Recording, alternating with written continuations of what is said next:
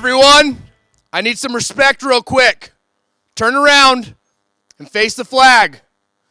I pledge allegiance to the flag of the United States of America and to the republic for which it stands, one nation, under God, indivisible, with liberty and justice for all. Thank you, guys. You guys can get back to work. Get back to work! Indivisible? I said invisible. I said invisible. Play it back. Rewind it. Rewind it right now. Whatever, guys. I just throw it out there Thursday. And Justin, we have been getting a lot of questions about where to get flag mounts from and what the best flag mount is on your UTV. And I would have to say this one behind me. But you know what? In order to decipher that question, we got to go over to Justin Smith. Hey, what's happening? Let's throw out there Thursday, which has been a little while since we've actually done this. We are throwing it out there without a subject, which means you guys are supplying it. So do me a favor, put your questions in there. Nothing's off limits. We're going to go for it. Steve, I really appreciate you getting in touch with your earlier life when you were on the pole. Very, very nice of you to actually show that. Always, Justin, and I had to throw it back to when I was a child when we used to, respect the flag. So just had to put that out there. Always respect. Yes. We also have a guest star on our show today. And it is a beautiful Lauren Martin. Oh, no, I'm not Lauren Martin anymore. No, not Lauren Martin anymore. I'm blushing. Axelson. Hello. Yep. Lauren Axelson in the house. She just got married. That's awesome. And Mitch is off testing in the dunes, so she is filling in for her husband. Isn't that? Have you gotten used to saying that yet? No. No. I still feel like I'm like 16 being like husband. Who's Mitch again? Mitchell? Yeah. He's husband. See, you already forgot. Sorry, babe. Well, whatever you guys have for a question, throw it out and we'll get to it. In the meantime, we're going to walk around the shop. Shop tours are always what we go to when we have nothing else to talk about or do. So let's take a look at Flagpole X3. Flagpole X3, it's doing really good. We've got a dual rate spring kit with a dual rate spring kit. We didn't do it's a dual rate spring kit. Justin, one question that I'm seeing right now on my phone is that people are asking, what about the new location in North Carolina? Can you elaborate on that, Justin? What is so amazing is you could see inside your phone without actually having your phone. Yes. God, you're so talented. I never knew he was so good until he gets next to the pole. Justin, then all of his talents actually come out. It's not just looks, it's brains too. So, North Carolina location, you guys. We do get a lot of questions about that. We're in the middle of outfitting the whole spot. So you might probably heard we have a location that's all dialed in. We've been working on the offices. We've been working on the internet. We were working on all the fun IT stuff. We've got workbenches being built. We've got all the shipping stuff coming in. We've got forklifts and all the equipment being dropped off. Week of the 23rd on. And we will actually be there doing some setup work between 23rd and 27th. And we'll have a full crew that is moving out from our location here. We have 2 people that are relocating over there. We have a couple people that we've hired in that area that are coming in to do some things as well. And they're going to be working around the February 1st time. And we think we're going to have a soft opening probably March 1st. So we'll let you know as we get a little closer. We just don't want to open before we're actually able to do it. Steve! Justin, can we refer to it as a hard opening? Because I don't like soft opens. You are right, sir. I don't think anybody likes that. What do you have in your left hand besides your junk? Oh, well, I straightened out his junk, which this is Stuffy. Stuffy. And you can find them on our website, www.shocktherapyusa.com. I think that Stuffy is so cute. I mean, look at this sucker right here. Look at that spring. His junk is straight. Ooh. What am I doing here, Steve? Playing with Stuffy's junk. I apologize. That answers the first question, so. What is your first question, Lauren? Someone wants a stuffed Shocky, which his name is Stuffy. What? Everybody wanted to know how much it was. Steve. I think it's $12.99. You can find the price on the website, www.shocktherapyusa.com. I think it is $12.99. I think it's $12.99. I'm pretty sure they're $13, and at twice the money, it's worth it. That's for sure. They're pretty badass, actually. They even have a little keychain on them. You can hang them from your whatever mirror you want. If you really want to display that, or I don't know, clip it to your keychain on your belt, like Steve would do, and walk around with it. Yeah. Oh, Dom, what do you got? Hi. Urban Jared is asking, how do I maintain my racetrack? Ooh, good question. We actually get a little bit of that. And there is no better expert than Lauren for that question too. But before I hand it off to you, maybe we walk over there and take a look. Let's To the rack lady. walk over to the rack area where most of our steering racks are actually assembled. But when it comes to maintaining steering racks, there's a little bit of a different process to whether you've got a Polaris rack or whether you have one of our X3 racks. Maybe Lauren, you can kind of point out where a lot of this stuff is and what we've got going on in this area as I'm chatting. Maybe you'd be like a Vanna White changing the numbers and stuff. It's like, What are you looking for? Tell them everything's everywhere, but what do you need? You need I don't know. bodies? Watch you pull out some bodies and some real the fun stuff. Okay. But while you're doing that, when it comes to while we're following her around, when it comes to maintenance on a Polaris rack, the rack has grease zerks already in the body, and we like to see a little bit of grease added to the rack about every 400 miles or a couple of trips, and it doesn't take much. It might just be one or two pumps on the grease when it comes to grease gun to maintain a Polaris rack. But on the X3 rack, we purposely don't have any grease zerks on that because it should be a fairly sealed unit. But what we like to see is that these racks come back to us. If it's a race car, we'd like to see those come back about once a season, maybe At least, yeah. 2,000 race miles, maybe 3,000 max. If it's a play car, every couple years. But it also depends on the terrain that you're running this stuff through. Because if it's desert or dry or dunes, there's not much wear.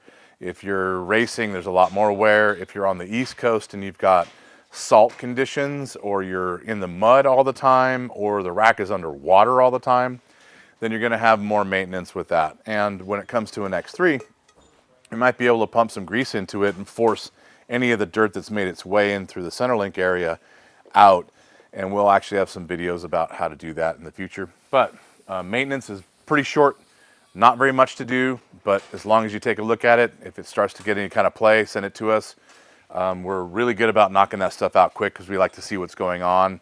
And it's very little maintenance, honestly, besides greasing these things. The better you are about sending them in, the less it's going to be basic stuff, and it's going to be easy, and it's going to be running good, and it's going to be tight. Yep. That's what we want. So. Tight racks. Yeah. Oh, Sorry, yeah. I know. And Lauren So said she it, not said. Steve. Oh, yeah. Lauren, I got a question. Yes. Mr. Quintero is asking why you are not on rollerblades. Oh my goodness. Well, they're in my trailer currently, but hey, if you come to, what is it? What's the next Dune trip? President's Day? Yeah. After work, I'll be on those blades if you want to come check out a pro. All right, so you heard it from Lauren. Come by the semi in Glamis after hours, and you're going to find her on her blades. Steve, was that you with your hand up, or is that just a stuffy ad? Showing off Staffy, but I do have a question, Justin. Everyone is stating in the comments that Yamaha is beating everyone in the Dakar race. Well, I haven't followed the Dakar I haven't stuff, either, but so I'm not sure if I should believe I don't think it's that. I don't think it's a YXZ. No, I'm not even going to comment on the it. That's RMAX. fine. Dakar doesn't have much rough. It's fine. Does whatever. Real question. Yeah. Oh, thank you. Hey, Jake you had to Barner, eat that thing. 2017 XP1000 on a scale 1 to 10. What do you rate the Walker Evans springs valving versus your RC2 spring and valving? Oh, well, I'll try to be really nice. So Walker's a 1 and our RC2s are a freaking 10. Is that nice enough? That was super nice. Okay, so and you know what? So I'm going to walk that back a little bit because if Walker you're watching, it's not anything that has to do with Walker. They build a good product for exactly where it needs to be on the models that they're on. But longevity, then the Fox stuff is going to have a whole lot more internally better products, better parts, better plating, that kind of thing. From a valving standpoint, there isn't going to be a comparison. And the reason is that the factory OEM stuff has to fit everybody.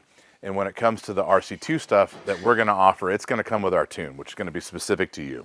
So it's unfair, honestly, to compare the two. It's not their fault with that. But the RC2s are night and day, and the adjustability is night and day. Steve. But let's also not knock our Walker Evans tune, Justin, because we do have a good package for that, and we have a lot of happy Walker Evans customers as well. Yeah, I'm not saying that any of the Walker stuff is bad. I'm not at all. I'm just, when you're going to compare bone stock You can't Walker compare. tunes to a tuned aftermarket RC2, there really is no comparison. It's night and day. We do have walker packages. So when you're talking about a factory walker tune compared to what we can make a walker do, then that's like a 1 to a 5. And then from a tuned walker to an RC2 would be a 5 to a 10. So pretty giant change, that's for sure.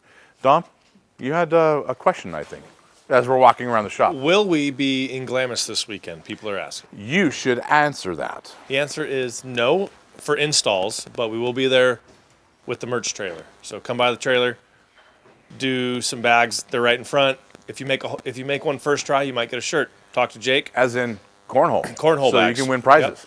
Yep. Is that One what you're saying? one throw. If you make it in the hole, you might get a free shirt. Hold on, we have to qualify the rules. Oh, uh-oh. Okay, because I had a guy smoke me last time. I gotta tell you this. So I was in the merch trailer and a couple guys were standing there, and I'm like, dude, if you go over there and make the first bag in the hole the first time, I will give you the shirt that we're arguing over. And he's like, no problem. Took the bet. We shook on it. He walked out the trailer, walked outside, grabbed a bag, walked straight over to the other board, and put it in. I'm like, sold. He got Shirts you. got me. He got Yeah, you. Shirt for you, man. So rules on that one. Throw a bag from one board into the opposite board. Do not cross the plane of the front of the board. And the bag must be in the air the whole time. I think that probably covers that one, right? And you get a shirt. But you know what? You can actually make your own game. You guys want to go out there and talk to Jake? I bet you he'd change the rules for you if you guys want to have a little negotiation. You never know. Definitely check out that semi. But Yeah. next question. Mm-hmm. How do I know when to adjust my limit straps? Kind of a good question. So if you follow our rules and installation stuff, then you're going to but if you follow our installation instructions, then we're going to give you a basic setting. We're going to point out that you want to measure the shock full extended and whatever that length is. Let's say it's 26 inches from bolt to bolt or loop to loop. Then you want the system, when you put it on there, to be choked up about an inch, half an inch to an inch shorter than that. So if overall is 26, you want it choked up to 25. Now, as it stretches from brand new, it's going to stretch and stretch and stretch, probably out to where it gets back to 26. You're going to notice it when you're driving it because you're going to start to hear the clunk come back. Once you hear that clunk come back, shorten it up a half an inch, should be good to go. That'll cover all your stretching over the first couple 100 miles. And that's why we have an adjustable clevis on that limit strap clamp. Is that correct, Justin? Yes, Steve, it is adjustable for just that reason. So you can sneak up on it and not have to choke the system up too far. You just do exactly what you need and no more. Justin, if I was looking for those, where would I find them? www.shocktherapist.com. Did I get it right? It was USA, but that's fine. Least it'll forward it to the right one. At least I didn't give you my personal cell phone, Very true. which I've done before. Yeah. Speaking of adjustable, Yeah. someone's got a adjustable. question. What is the benefit of having adjustable radius rods versus non-adjustable? Well, pretty simple. A non-adjustable set, bolt it on and go. If you have differences in the chassis or differences in the arm or differences in the hub, might all add up to having a different alignment from left to right, and you can't fix that. So you bolt it on and live with what you've got. An adjustable set, though, you can actually tune the alignment in perfectly and make it awesome. So I would definitely go with an adjustable set versus a non-adjustable set. But I'm going to qualify that. The lower radius rod is probably a good idea to have no adjustment in that, or at least lock it down and never touch it. Just adjust the upper, typically, as long as the lower is stock or factory width, right? Steve. Justin, when are we going to have a full Pro R review video? Oh my God! Did you read that off your phone that you do not have in your hand? I just looked at it on my phone. Yes, Justin. Got him. Yeah. The truth is, I just don't know. We have been trying to do that for months. For the last year, we've been building up time on the car so that we actually knew what we were talking about when we came to a review. It just takes a lot of effort and a lot of time, and we've been really busy with the holidays. That's the only reason why we haven't done it yet. So I'm going to say soon.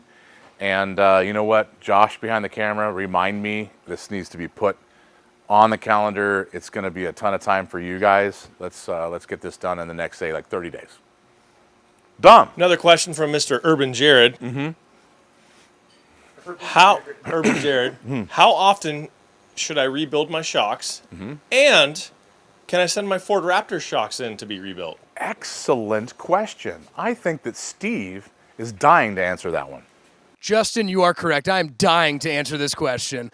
Guys, we recommend every 2,500 to 3,000 miles sending in your UTV shocks. Now, that doesn't mean if you have 1,000 miles on them, you see a leak, that to not address it. But 2,500 to 3,000 miles is typically the distance that we like to see.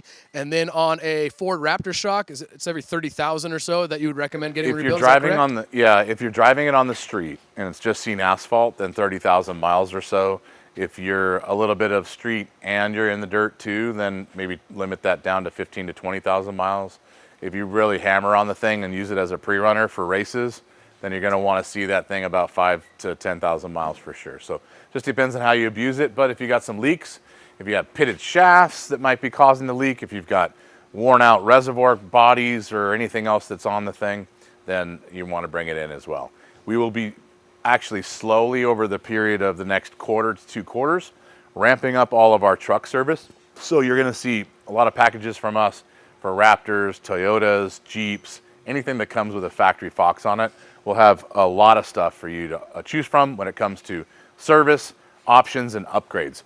Steve. Justin, this just in on my cell phone. Are you going to be racing a Pro R ever this year? Oh, man, that's a really good question. God, I don't know what forum you got that from, Steve. Uranus, probably. But yes. It's Uranus. We will be racing a Polaris Pro R soon. Is that enough? That was a very John Crowley type answer. I liked it. Very, very good. I'll add a little bit more to it. No, we're not changing manufacturers when it comes to the race team. We're still doing all Can-Am stuff, but we are going to be racing a Pro R and at least one race this year, and you will have some media in advance. And I'll give you a sneak peek. It will be bone stock Pro R in a race. Legally, they will not kick us off when we try to enter that car. It's going to be pretty cool. Take that, Best in the Desert. Well, no, we love Best in the Desert. Just kidding. Yes, Lauren, what have you got? Steve, race questions regarding, get towards the next car while Lauren is talking about stuff. Justin, are you racing Mint 400 and are you going to be at King of Hammers? Good questions as well. We are not going to be at King of the Hammers. It's not for any reason other than we had a bunch of other scheduling stuff that's going on at the same time, namely drinking that weekend, I think, is what we had planned. Definitely. But we have some stuff that we have planned for that, so we can't do KOH. We will be there I may not be there, but the display merchandise trailer will be there. So stop by and talk to those guys and dream up a fun game where you can win a free t-shirt. Jake will help you with that. We will be running the Mint. We'll be running Golden State 250. We'll be running San Felipe 250. And then after that, I think we skip San Felipe Silver State in April, but then we jump back into the schedule after that.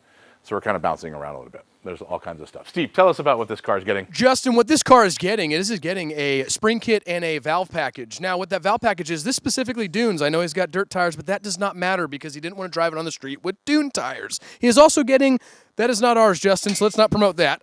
He does have limit straps, though. Oh, no, he does have limit straps. So he's got limit straps front and rear, which is a great addition to any vehicle to help out with top out so you do not damage the shock. You know, back to the adjustment on the strap stuff. I don't think this one is adjustable. I think this one is just spacer to spacer. So not to talk any smack here, but if you want to zoom in on that one, that limit strap in the back. So the reason that we have an adjustable system is because most of the systems that are out there, like this one, will just bolt through a spacer and the upper shock bolt and bolt through a spacer to the lower shock bolt. The issue with that, in our opinion, this works, it's fine, but the issue with that, in our opinion, is that to account for the strap stretching over time, you have to run a really short strap.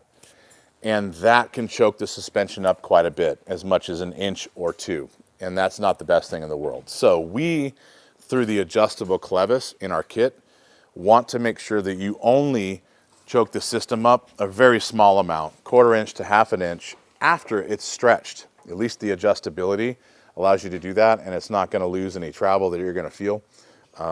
Trust me, we've done it. You don't feel any of that if it's a small amount that you've played with it, right, Steve? When it comes to playing with stuffy. Yes, it's not a small amount, Justin. This is I would say, above average size. It's bulky, but I consider it carry-on. I've talked to your mom. I would agree with you. What do you got behind you? Justin, on this vehicle right here, it is an XP 1000 day and XP Turbo, but we're going to say it's Polari day. And on this car here, he also got valving and springs, but he also got our lower perches, Justin. Look at that. Where do you Polari, is that plural for Polaris? I believe, yeah, because there's multiple. Lolo, where can you find those lower perches? www.shocktherapyusa.com. Well, there's 3 W's. You just said www. Dot. Oh, sorry. So don't go to that. Did I really? Sorry. How about the one on the left? The one on the left, Justin, we also have an XP Turbo Polari that got valving and springs. And how about the final one, which is not a Polari? It is a canned ham, and he got valving springs, front limit straps, front sway bar, and a rear sway bar. He got full internals done. This guy's I'm looking at a tie tie rod too. But what do I know? He's going to be set. Tie rod BSD kit. Yes, sir. I think there might be some stuff in the back. Let's go check in the rear, Justin. You love checking in the rear, My favorite Steve. spot to look. Oh, look right there. Adjustable sway bar links and a rear adjustable sway bar. Badass. Hey, Dom, you got any more questions that are floating around? I have some. What do you? Oh, Lauren. I just see our buddy Mr. Sparkles. That guy's been around forever. Mr. Sparkles. Thoughts on putting a turbo on the Pro R? God, I love the idea. I think it would be awesome. Some of the kits we've seen, Evo's making 300-400 horsepower to the tire on pump gas and low boost. That's pretty sick. I think everything about it is awesome. I just hope that we can get clutch tuning to back that up and be perfect. And the other stuff too, who knows if 400 horsepower to the tire is going to blow up any parts. People have to run it and find out. So we'll see where the weak links are when that happens. But sounds like fun. The car at 220 is really awesome too. So We've got a request for Steve. Oh, I love requests for Steve. Pull up those pants and let's see those tube socks. Or just Do not test my gangster, all right, homie? Always repping the all socks right there, okay? Don't ever test me, okay? Always there. I just want to point out he is wearing Velcro shoes. I don't. They're so cute. I have to teach my son how to tie his shoes, and I don't know how to, so we buy Velcro in our house. other thing, what else is happening? Let's go over to Kidding. See what everybody's doing over there. I've got one, Justin. What do you got? Are you finding anything more with Pro R other than front shock issue? I wonder if that's like fork. They meant fork issues, maybe? Yeah, you know what? Let me ask that person directly. What are the front shock issues that he is concerned with? But I'll continue on that one. So what are we finding? When it comes to racers who run heavy wheels and tires, heavy car packages, and run the car harder than most everybody else, there's some power steering stuff that guys are running into where big bumps, corner entry, hard braking can have a lot of feedback that'll try and rip the wheel out of your hand. That's one thing that a lot of guys are working through.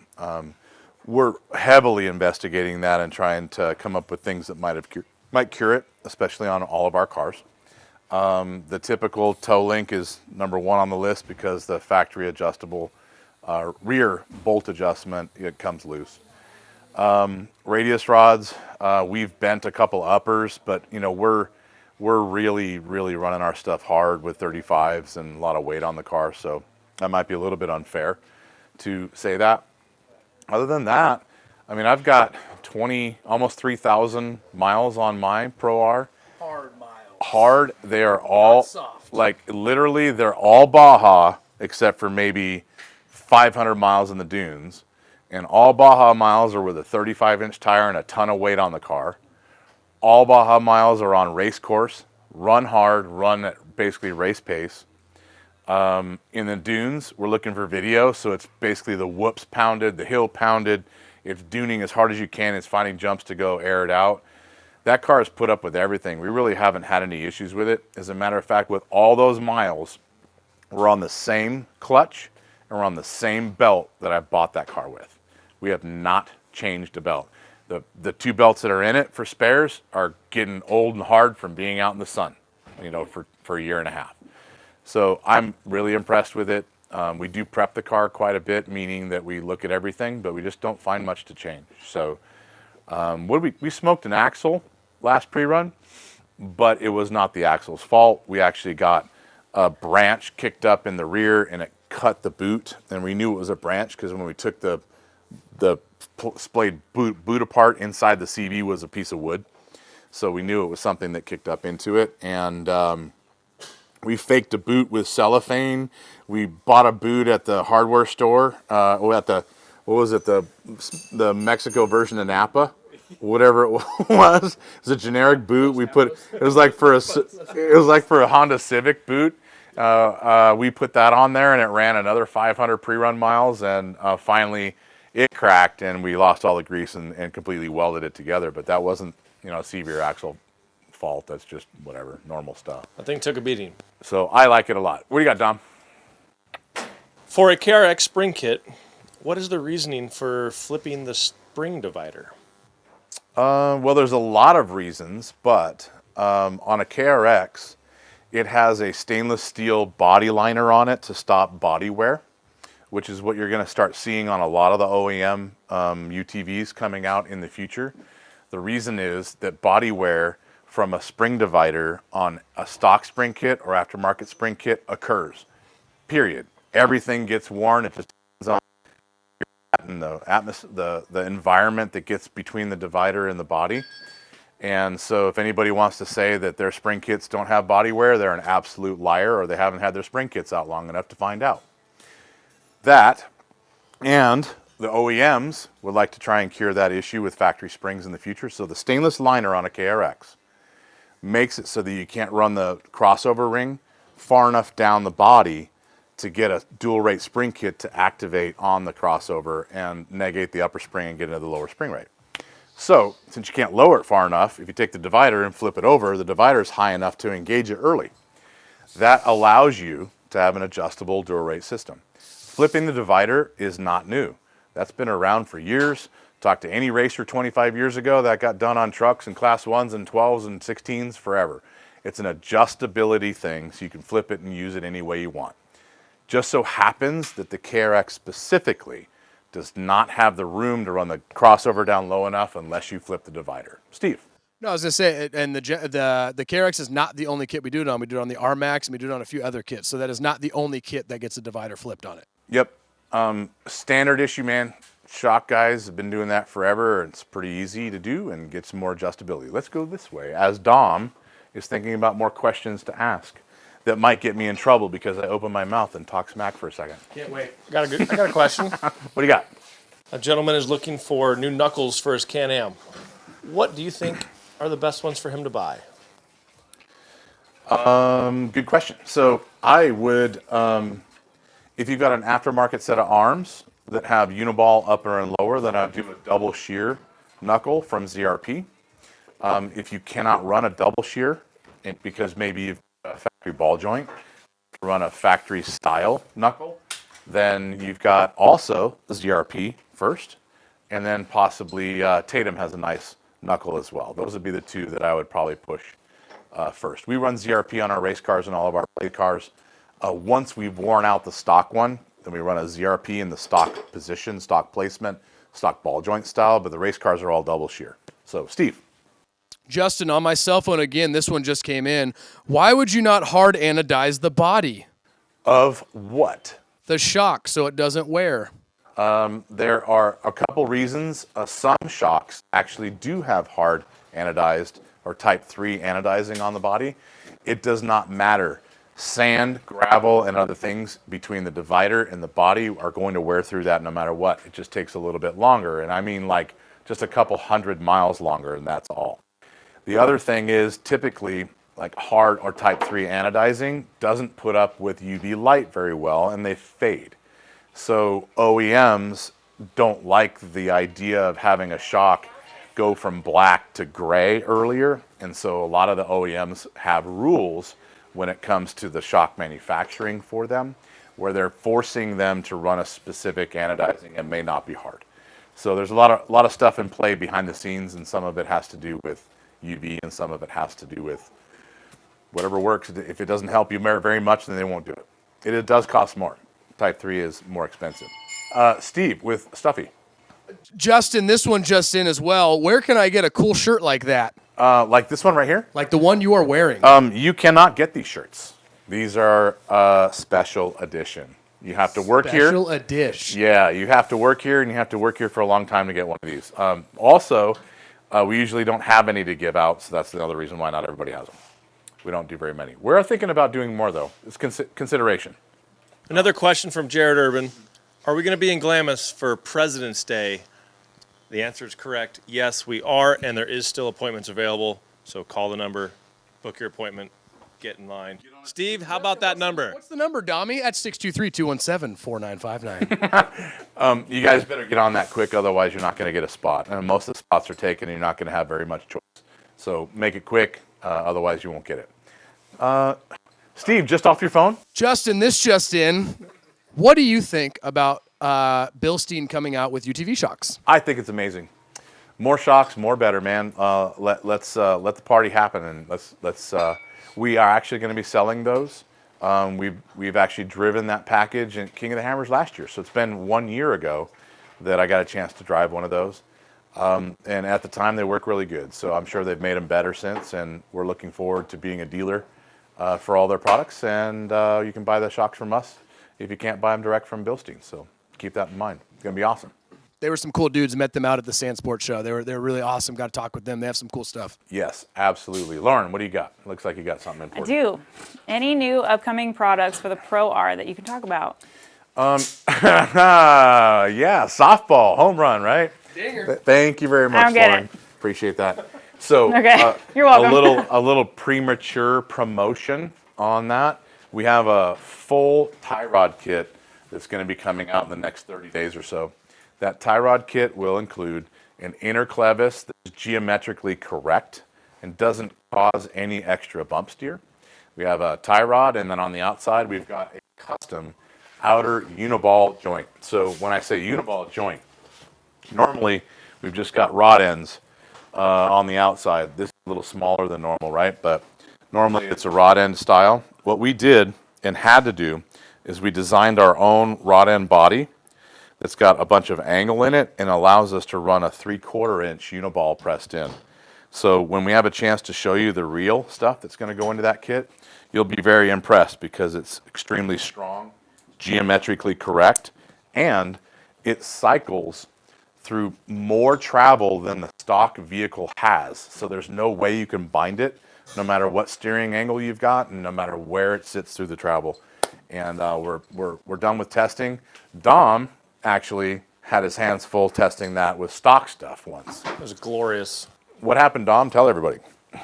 Well, it's hauling ass, right? Going real fast. How fast were you going there, Dom? I was told to hit it at 80. Hit it at 80. This is in Barstow. Hit it at 80. A whoop section. The whoop section. We had a part fail. Not going to say which. Not ours. Not our part. Failed. I went for a nice ride. Didn't roll it. Thankfully, otherwise I would have been fired. I wouldn't be here. No steering. No steering. No brakes. Just shut up and drive until it stopped. So Dom sends me a picture of all the broken parts, and I text him back and said, "You're fired," because he was driving my car. And then he sent me a picture of him saving it, and I said, "You're hired." That was it. Hired and fired, 5 minutes. Yeah. Let's go this way as Steve tells us what he's got on his mind. Justin, another question in on my cell phone. Do we sell frame supports? Steve, you can actually answer that question. And what is so amazing is if you turn around, It's insane because, Justin, to my right, to your left, ladies and gentlemen, there is frame supports. Yes, we do. They are on our website, www.shocktherapyusa.com. We have them for the XP1000, XP Turbo, and the Pro XP. and as we continue down this aisle of inventory, if you look to your right, I don't know how many of those are.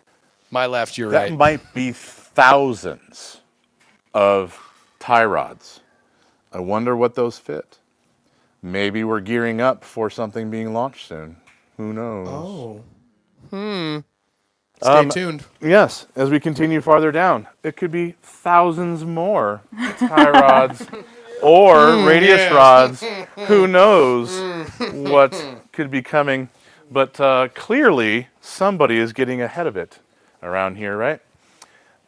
Since we have looked at most of the vehicles here today, then maybe we can walk over real quick to the shipping area and see what those guys are doing, because they pretty much don't do anything at all. They just kind of sit around and, like, I don't know, milk it. Not. They ship about 150 boxes a day. Let's see how far along they are. Dom, you got a good question for us while we get over there? Steve stole the mic. Yes. This has to do with the Pro R oh shit button. Could we or will we make one for our IQS system? So, yes, we have actually been trying to do that for some time. It's more complicated than it sounds because of the computer system, the way it's designed in the IQS.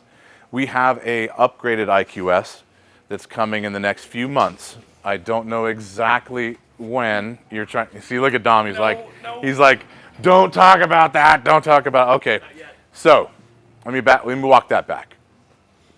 Danger, Will Robinson. In the future, there will be nice panic buttons for IQS stuff, but we don't know exactly when that's going to happen. All right, it's something we have been working on for quite some time. We're not ignoring it. We do have a couple IQS systems in stock. Very limited. Get them while you can. Yeah, they were out of stock for quite a while, and I think what'd you get, 80 of them, and they were gone pretty quick. We might be down to 5. But Steve. Yeah, no, I got nothing, Justin. Just you're looking great today. Oh, thank you, Steve. Let's look at boxes. Speaking of looking great, as Jessica runs away, get me off this camera. Hey, Jessica, it's me, Jessica! I'm just showing off shipping a little bit, Dave. Sorry, we'll keep on walking through and not bug you guys. But the guys are busting ass over here. Steve, what else you got? Let's do rapid fire and we're out of here. Rapid fire. Justin, what is your favorite UTV to drive of all time? I love a KRX from the suspension standpoint. I think it's the best geometry out there, in my opinion, of what's available. It's just sorely underpowered, and we can't use it for what we do. X3s, obviously we race them, and I think they're the most competitive car in off-road desert racing. Right now, my favorite, having said those other two, is a Pro R. It's just, we have a lot that we want to do to try and make it amazing for us. But suspension-wise, it's probably the best working suspension from a shock standpoint. The live system in that will go through the biggest, tallest stuff, where the KRX geometry works great, up to like 2-foot whoops. The Pro R takes over, and from 2 to 4 foot, it gets amazing there. So I kind of have multiples, but right now, since I'm driving it the most, Pro R. Justin, this just in, just off my cell phone. What has been your most successful product to date that you have like made, anything like that? What has been your most successful product? That's a really good question, because it's hard to quantify that. Like, would that be numbers of them sold or dollars? I would say numbers. I wouldn't. Let's not talk money. Let's talk numbers. What is the highest number of products you've sold? Like, what's the best one we've sold? So spring kits are number one. But if you take a spring kit out, because that's been around forever, right? Maybe something that we've designed and done. I think it might be either a BSD or TLS. I was going to say TLS. And so tow link support, I mean, that's thousands and thousands and thousands, right? BSDs came later. Those are thousands and thousands, right? And then and we've made even more too as we progress. So and more models and more vehicles, and they continue to grow. So that's something that wasn't just put out there for 1 year and you have nothing else to do. Every single year we keep adding to it. So that one is definitely a home run. And then I would go probably to our steering racks, because from a money standpoint, they're more expensive per part. They don't make us as much. We honestly try to keep, we put a lot of time and money into the manufacture of those. and it's not the highest profit item at all. But I think we're probably most proud of it because it took the longest to do, the most engineering in it. It's the hardest one to make. There's a lot of parts that go into it, and if any of them are wrong, it doesn't work. So that one is a lot of effort to make something right, and I'm proud of that too. Dom. Urban Jared again is asking, what's the best tire in your thought process? I could probably answer that for you. You can, but we have to qualify it. You know, if it's the desert, if it's sand, if it's crawling or mud, they're all different, and we don't do them all. He's mainly a desert warrior is what I'm assuming. Okay. So in the desert, it's going to be a Tenzer. It could be a Tenzer DS or DSS. And if you're not going to do a Tenzer, then I would do a BFG. Those are my recommendations, and I have experience with all of them. Steve, just in? Justin, what is your favorite caliber of gun to shoot? Well, that is a very interesting question. Oh, gosh. I don't know that I could choose. It's like choosing between kids. If I had 250 kids. I think that a 20 cal is hard to beat from like impressive factor. A 50 cal is probably the most impressive to let everybody else shoot, and I get a lot of enjoyment around watching everybody else shoot it. But from like a distance standpoint, a 375 Shy-Tac at 2 miles, you can't beat. And maybe from a just pure fun, I would go 308 belt fed. And then in pistol stuff, I would go 45 all the way, 1911 speed shooting. I answered way too much. No, you did, but I was not expecting you to say that. I was expecting you to say the 300 Blackout because that is my favorite of yours. Well, that's very specific. If you're clearing out a house and you don't want anybody to hear you, a suppressed blackout's pretty bad out. Yes. Lauren, Lola you has a have question. an amazing question. I can see it all over your face. Well, there's another one on here. What do you got? When my shock therapy rod ends are squeaking or have play, are they done? Do you recommend rod end boots to prolong the life in the mud? So if our rod ends squeak, they're probably worn out because they are Teflon lined, and if you beat the liner out of them, then that's the only time they're ever going to squeak. Are they going to fail? No. You can run a squeaky rod end like probably the life of your UTV. It's never going to break and fail. It just gains more wear. We've run squeaky rod ends in races for thousands of miles. A boot. So a boot will prolong the life at first unless you're underwater or in mud where the mud or the water can get inside the boot, and it will actually cause more wear faster. So I'm flip a coin on a boot. If you're in dry environments like sand or desert, then I think boot's great. All that stuff's not going to get inside the boot. But if you're underwater, under mud, probably not. You, Steve. Yes, sir. You have another one. This just in from my cell phone. Justin. Oh, God. That stuffy parrot is amazing. Do you like a... Yeah, I do. Justin, do you like a stereo in your vehicle or do you not? Meaning side-by-side vehicle. Do you like to have a stereo where you can blare music, or would you rather not have a stereo? I don't do any stereo. I could care less. I want to hear the motor, and I want to pin it, and I want to pay attention to what's ahead of me and drive as hard as I possibly can. Could care less about music. I do love an intercom and a radio so I can talk shit the whole time with anyone that's with me or around me. I love that. It's more important to the music. So, I'm surprised you said that. there you go. Steve, this just in? This just in, Justin. A 2-seat or a 4-seat? Love them both. Depends on the terrain. 2-seaters, quick, nimble.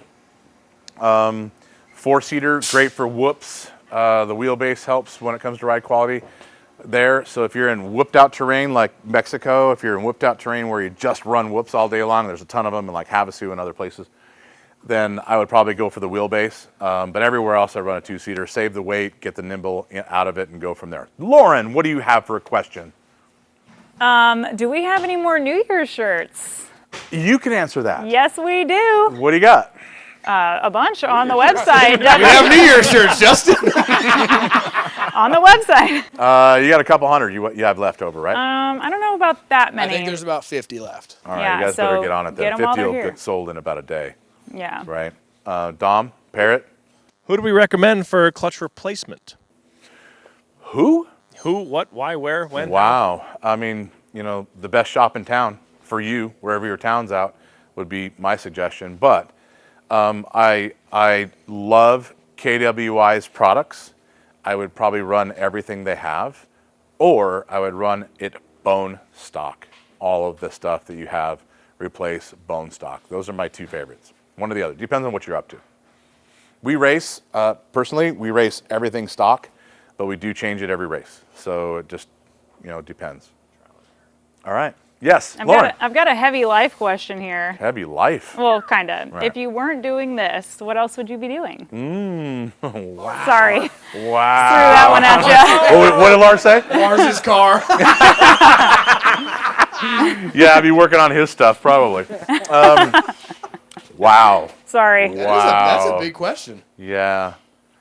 I'll tell you this, that most of my life I've tried to make it doing something that I thought was fun.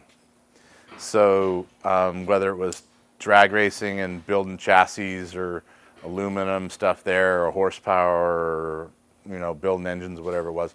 So if I wasn't doing this, I don't know what it would be, but I know it would be something that sounds like a ton of fun. Who knows? Might build guns tomorrow. Might go build a bunch of horsepower stuff. I don't know. Can I ask the same question for Steve? Steve, if you weren't doing exactly what you're doing right now, then what do you think you would be doing? I'd probably be on America's Most Wanted, to be honest with you. No, I would probably probably something construction. I've always worked with my hands. Always done. Well, you've done a lot of house flip. Yeah, but I used to flip houses a long time ago. So probably do something with construction. That's probably where I'd be at. Yeah, I think you'd be really good at it too, for sure. Lauren would probably be modeling. Oh, my goodness. That'd be my Makeup artist? guess. No, Yeah. but it's funny how you said you'd be America's Most Wanted. She'd be the one catching me. I wanted to be a police officer forever. Yeah, you would be a great cop too. Thank would, you. Bill. Have you guys got anything else real quick? We're rambling on. It's turning into an hour-long I got thing. nothing. It's turning into life My stuff. cell phone died. Nothing coming in anymore? My cell phone's gone. So. All right. Thanks, you guys. Appreciate you tuning in for Throw It Out There Thursday. My mouth is not working anymore. Take a look at a couple of the cars that we've got in today and some of the stuff that we have coming out. Thank you, Lauren, for filling in for Mitch. Thank you for having me. All right. It was a pleasure. And with that being said, I think Steve can take us out, right? Guys, if you're looking to buy this cutie to my right, that's Stuffy. You can visit our website, www.shocktherapyusa.com. Or if you have any questions, just call us, 623-217-4995.